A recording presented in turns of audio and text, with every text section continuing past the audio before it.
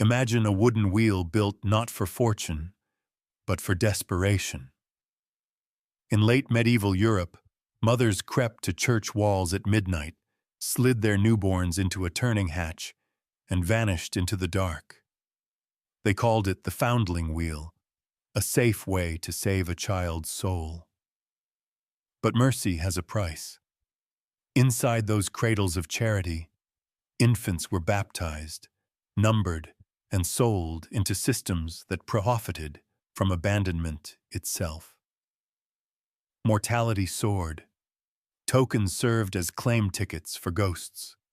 By the end, compassion became commerce, an entire industry built on tears. And it began with one silent turn of a wheel. It always began with silence. Somewhere in the back streets of Florence, Paris, or Naples, a woman wrapped a baby in rags and hurried through the alleys, praying no one saw. She'd find the church wall, always the wall, and the circular hatch that looked like an oversized bread oven. Inside waited a nun, a candle, and a ledger. The woman placed the child on the wooden plank, rang the bell, and turned the wheel. In that slow rotation, she erased herself. The nun whispered a prayer, "In nomine Patris," and the mother fled before daylight revealed her shame. It was charity, they said.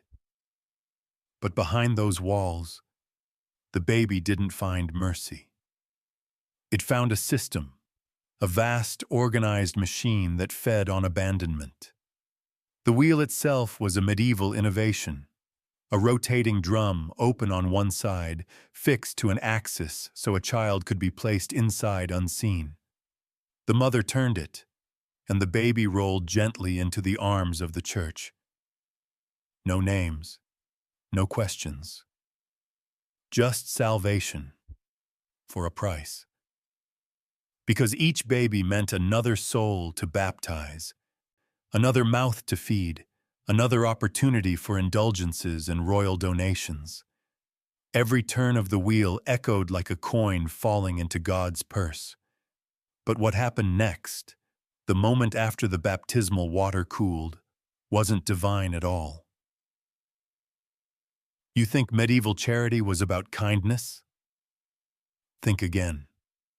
By the 1400s, Europe's cities were drowning in orphans. War, famine, plague, and poverty had filled streets with the unwanted. The church offered a solution that sounded holy and looked efficient: the foundling home. In Rome, Florence, Venice, and Paris, they built entire institutions around one idea: if you couldn't raise your baby, give it to God. But God had accountants. The Ospedale degli Innocenti in Florence, founded in 1445, was among the first to perfect the system. Designed by Renaissance genius Brunelleschi, its columns and arches looked like paradise, but inside it operated like a corporation. The moment a baby arrived, a priest recorded it in a ledger, noted the baptismal name, often Maria or Giovanni Innocenti, and attached a small metal tag to its wrist. Each new child meant more funding from patrons who thought they were buying forgiveness. The more mouths to feed, the more donations flowed. Compassion was no longer a virtue, it was a currency. Foundling hospitals competed for royal favor, advertising their charity to nobles eager to cleanse their sins with silver. Behind the sanctified language of salvation hid something darker: a thriving economy of pity. Wet nurses were hired en masse, not out of love, but profit. Infants became line items, each a small invoice to heaven. And that invoice had an expiration date. The first thing a foundling received wasn't milk, it was water. Baptism had to happen immediately, because dying unbaptized meant eternal damnation. Priests dunked newborns before they even checked if they were breathing. For many, That holy act was their first and last breath. Mortality rates in some institutions reached 70, even 90%. The Church called it tragedy. Historians call it policy. Because baptism meant the infant's soul was saved, and once saved, the body didn't matter. Records from 15th century Florence describe 24 infants per night, left in the wheel, most dead within days. The hospitals kept meticulous statistics, not to reform but to justify, proof that they had delivered souls unto God. Each death meant another angel in heaven, another tick on the divine ledger. And the parents?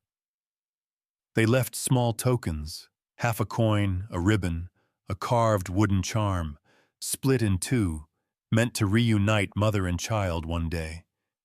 But that reunion almost never came. The other half stayed clutched in a widow's hand until it rotted away, while her child's half lay buried in a communal grave, marked only as infans ignotus, unknown baby. The tokens survive in museum drawers today, tarnished witness to the illusion of mercy. Still, the wheels kept turning. If the foundling wheel was the machine, the wet nurse was its engine.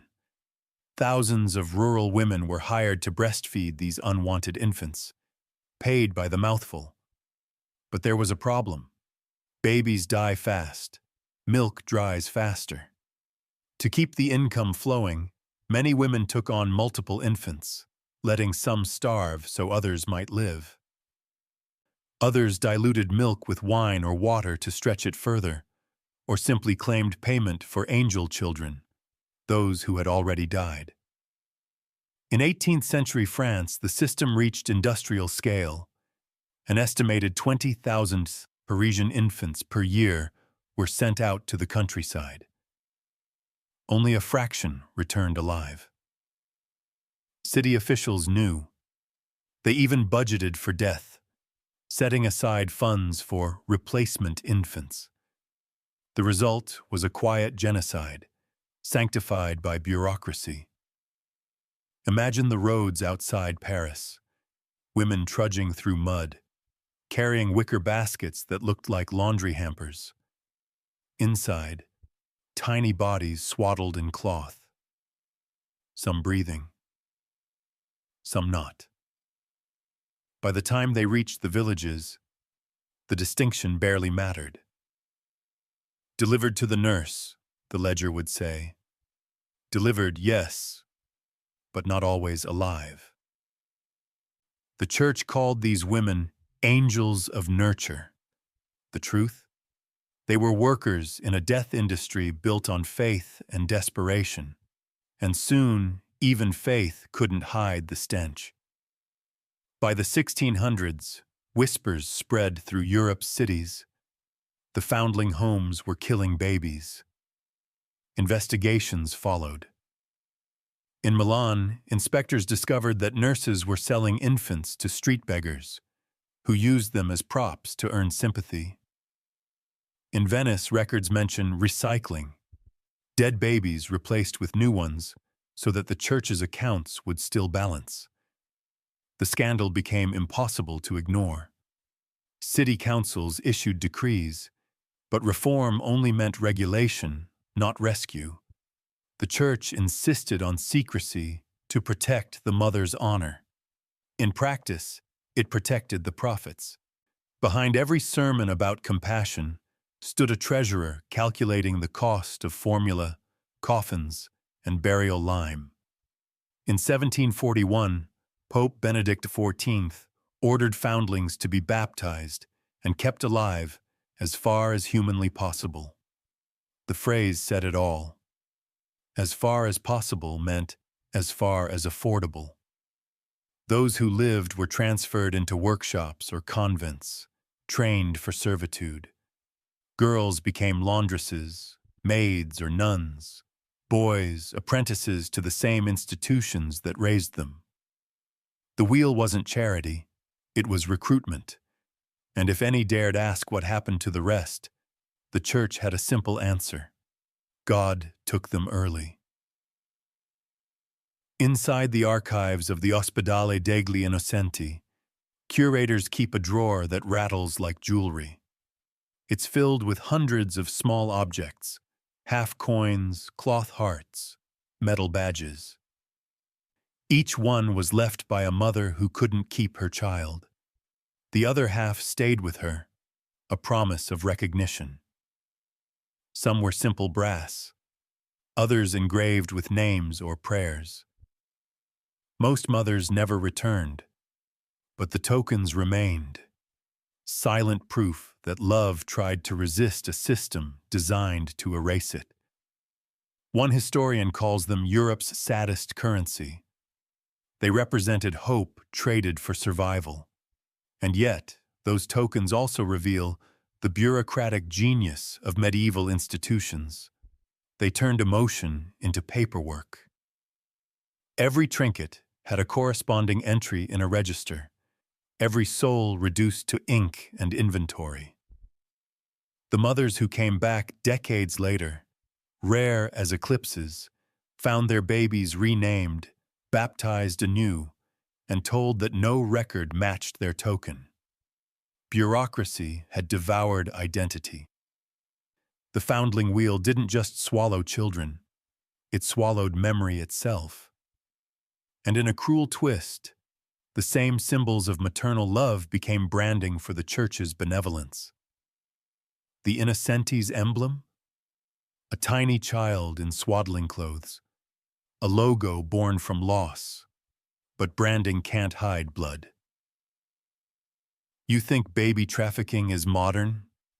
It thrived centuries ago under the sign of the cross. In 18th century Naples, officials discovered that hospital staff were loaning surviving foundlings to wealthy households as servants. Some were baptized twice to erase origins. Others were sold outright under contracts of apprenticeship. The church turned a blind eye, as long as the payments kept the hospitals solvent. In Paris, midwives colluded with brothels and foundling homes to dispose of illegitimate births quietly, sometimes for a fee, sometimes for favors. One 1760 report estimated that less than 1 in 5 infants left in the wheel reached adulthood. The rest disappeared, into graves, households, or silence. The public knew. Rumors spread that wet nurses smothered infants to reuse their clothes. Plays and pamphlets mocked the hypocrisy of holy charity. Still, society tolerated it. Better a dead child than a dishonored mother. Better a hidden horror than a visible sin. And so the wheel kept spinning, greased by the tears of women no one wanted to see. The Enlightenment promised progress, but even philosophers hesitated to touch the wheel. Voltaire mocked superstition, but said little about foundlings. Rousseau, who wrote of natural virtue, abandoned all 5 of his own children to the Paris hospice. They will be cared for, he claimed. In reality, most were dead within months. By the late 1700s, some reformers finally spoke up. By the late 18th century, the Enlightenment had dressed Europe in reason, but reason could still be cruel. Reformers like Condorcet and Turgot criticized the foundling system not for its brutality, but for its inefficiency. Mortality wasn't a moral issue, it was a mathematical one. Governments treated foundling deaths like spoiled inventory. In Paris, 30,000 infants entered the Hôpital des Enfants Trouvés between 1780 and 1789. More than 25,000 died. Yet funding continued. Bureaucrats called it attrition. Priests called it the will of God. Economists called it manageable loss. The contradiction was obscene. The same century that invented human rights allowed the quiet extermination of the most defenseless humans imaginable. Scientists studied infant corpses under the guise of improving care. Doctors dissected foundlings to test milk formulas and digestion experiments. Even philanthropy became theater. Aristocratic women visited nurseries to display pity, then drove home in gilded carriages, perfumed against the stench of death. One midwife wrote, "They are baptized angels before they learn to cry." Another called the hospital a house of small coffins. By 1800, the wheel had turned millions of times, and every turn asked the same unspoken question: who benefits when compassion becomes industry? The answer, as always, was everyone but the child. After the French Revolution, new governments promised reform, but the wheel survived under new names: tour d'abandon, revolving cradles. They were metal cylinders installed in hospital walls across France. Mothers could still deposit infants anonymously, a supposed victory for privacy. But the statistics stayed monstrous. In 1830, Paris alone received 6,000 babies a year. 3/4 died before age 2. The state even regulated the size of the wheels, large enough for a newborn, small enough to discourage twins. Bureaucrats standardized forms for baptism on arrival and burial within 48 hours. Inspectors noted that some hospitals reused swaddling bands between corpses to save linen costs.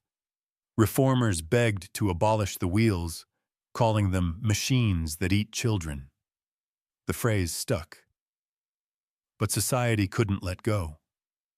The wheel had become part of moral infrastructure, proof that the state cared. It turned neglect into virtue. In 1860, one Parisian doctor put it bluntly, "We have built a mechanism to hide shame, not to save life." By then, Europe had produced an entire generation of children of the wheel, orphans by design, statistics by necessity. And behind every number was a story that no one wanted told. Walk behind any medieval hospital today, and you'll find a patch of uneven earth. Those aren't gardens, they're graves. Archaeologists digging behind foundling institutions in Italy and France have unearthed mass burials of infants wrapped in linen scraps, stacked like firewood. No markers, no crosses, just bones of the baptized. In Florence's Innocenti Hospital, the soil still carries lime from centuries of hasty burials. Records describe burial boys, orphans old enough to dig holes for the new arrivals, children burying children, supervised by monks chanting Requiem Aeternam. But the horror isn't only in the graves, it's in the paperwork. Some institutions kept detailed ledgers of infant outcomes. One Venetian record from 1712 lists: received 147 infants, died 139, survived 8, profit acceptable. The handwriting is neat, the ink unfaded, the detachment chilling. And yet, the foundling system never considered itself cruel. It was civilization's way of managing unwanted life, the tidy face of despair. A mother could walk away believing she'd done the merciful thing. The church could preach compassion. The city could claim order. Everyone slept easier, except the dead. Even as mortality climbed, art turned the foundling into an icon. Painters portrayed cherubic babies in baskets, angels cradling orphans beneath golden light. Donors loved it, proof that their money purchased both salvation and aesthetics. But the reality behind the brushstrokes was rot. At the Innocenti, visitors could tour the nursery for entertainment, like a human zoo. In London's Foundling Hospital, founded in 1739, fashionable society attended concerts to aid the poor children. The composer Handel performed there.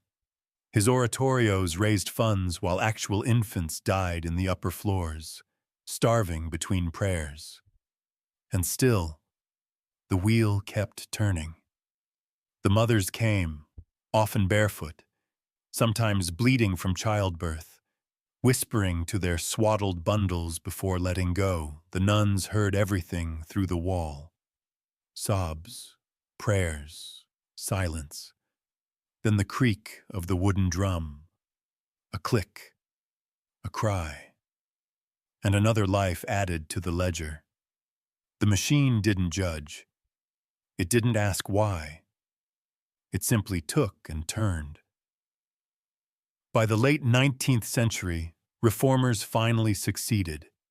One by one, cities closed their foundling wheels. Medical science had advanced. Morality had shifted. The new idea was social responsibility. Poor mothers needed aid, not anonymity. But the system didn't die overnight. It morphed. The last recorded foundling wheel in France closed in 1863.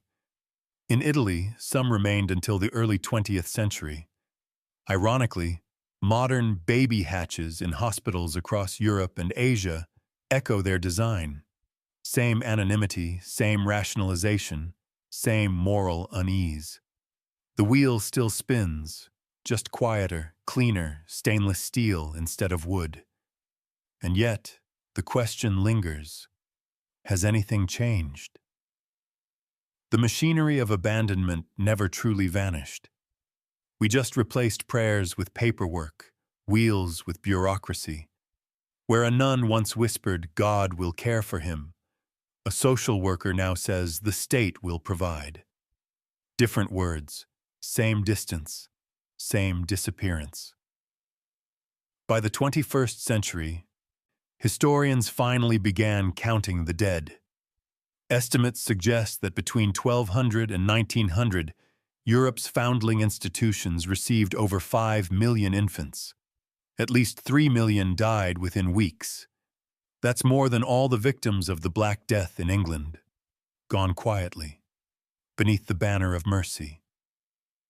The Church archived it all. Baptismal records, donations, wills, and indulgences. God's ledger, perfectly balanced. But each page hides a scream. Each token, a severed love story. Each donation, a transaction written in blood and milk. When scholars opened those archives, they found mothers' letters still tucked inside. Please scrawled on paper scraps. Please feed him well. I will come back. None ever did. The foundling wheel, that medieval invention of salvation, outlived the mothers who used it and the priests who blessed it. It was the perfect machine, anonymous, efficient, profitable. It didn't kill out of malice. It killed by design. And for 600 years, Europe called that mercy. Imagine the echo of wood creaking in the dark, the sound of the wheel turning one last time. That noise, repeated millions of times across centuries, became Europe's lullaby to its guilt. The foundling wheel began as an act of mercy. It ended as an assembly line for the forgotten. Behind every birth it erased, behind every baptism it recorded, was a mother who vanished into the fog, told that anonymity was salvation, that shame was the greater sin. We like to think of the Middle Ages as a world without compassion, but that's too easy. The horror of the foundling wheel wasn't the absence of mercy. It was mercy weaponized. Charity turned into infrastructure. The church, the state, and society all agreed that secrecy was kindness. That belief built a machine that could devour infants in the name of purity and never call itself cruel. Look at the surviving ledgers from Florence or Paris. The handwriting is steady, the language serene. Received, baptized, deceased. Not killed, not starved, just deceased. Bureaucratic absolution in 3 strokes of a quill. That's the most terrifying part. No one saw themselves as villains. The nuns believed they were saving souls. The mothers believed they were sparing their children worse fates.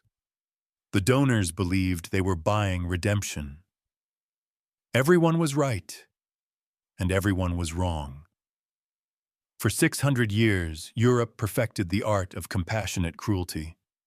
It took poverty, sexuality, and desperation and hid them behind sanctified architecture. The wheels stood like portals between sin and salvation.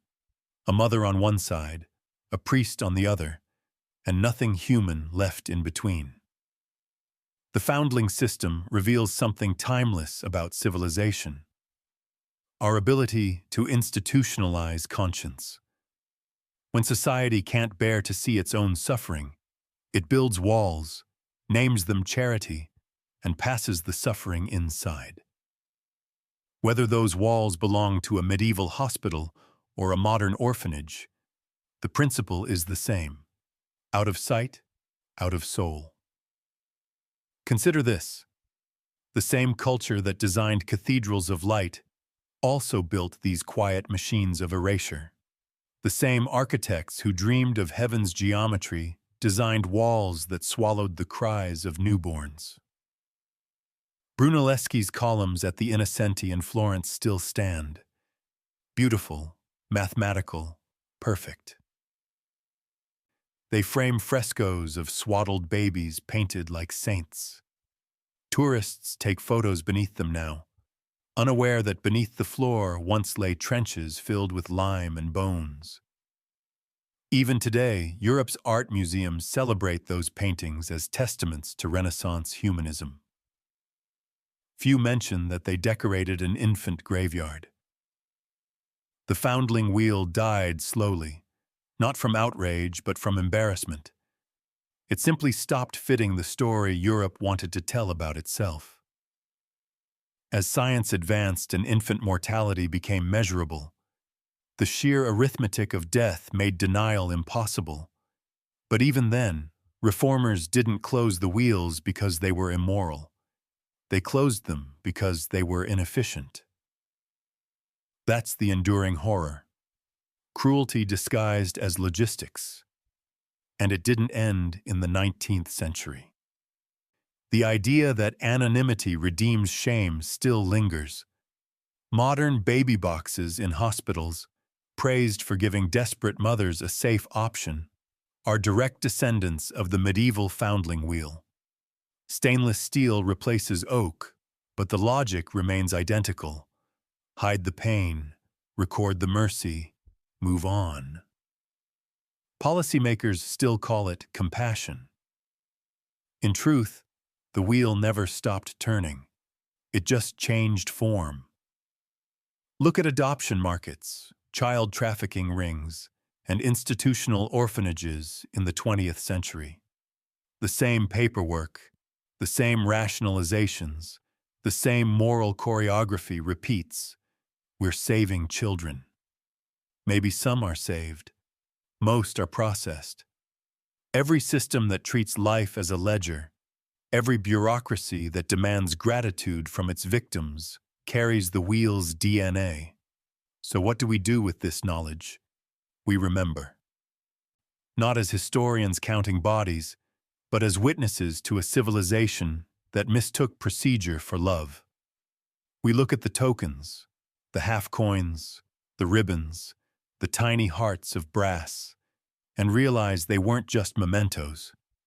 They were proofs of resistance. Every mother who left one was refusing total erasure. She couldn't stop the wheel, but she could leave a fragment of herself wedged in its gears. Those fragments survived when everything else didn't. One note found in the archives of the Ospedale degli Innocenti reads, "His name was Matteo. Tell him I loved him. Tell him I wanted to keep him. Tell him I could not. The ink has faded, but the desperation hasn't. That's the truest record of the Foundling wheel. Not the ledgers of priests or the decrees of kings, but the whisper of a mother writing herself back into a story designed to forget her. It's easy to pity her. Harder to admit that the same forces still shape our moral imagination. We still prefer tidy compassion to messy justice. We still build systems that make empathy efficient. The medieval Foundling wheel was only the prototype.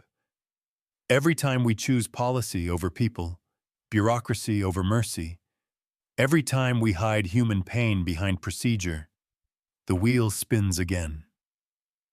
Picture it. A dark street, a wall, a small door turning on its axis, a mother's trembling hand, a baby's cry cut short by wood and prayer. That's not just medieval history, that's a mirror. Because the Foundling wheel wasn't only a machine that consumed infants. It was a mechanism built to protect everyone else, from guilt, from scandal, from truth. Its victims weren't just the babies. It was everyone who needed the illusion that they'd done the right thing. And maybe that's why this story still hurts. It reminds us that horror doesn't always scream. Sometimes it prays. So tonight, if you hear a creak in the dark, imagine that wheel, turning slowly somewhere in the past. Every rotation, another secret swallowed, another mother erased, another child baptized and buried under the same word. Innocent. Mercy built it. Silence kept it spinning, and for 600 years, no one asked the simplest question. What if mercy was the crime all along? If this story made you rethink what charity really means, share it. Because history's darkest truths aren't buried, they're recycled. Comment your thoughts below. What shocked you most? The statistics, the theology, or the sheer indifference? And subscribe for more tales that pull the curtain from humanity's most holy horrors. Next time, we're exploring the world's most perverse punishment, the medieval ritual that made public torture look merciful. Which would you rather face, shame or salvation?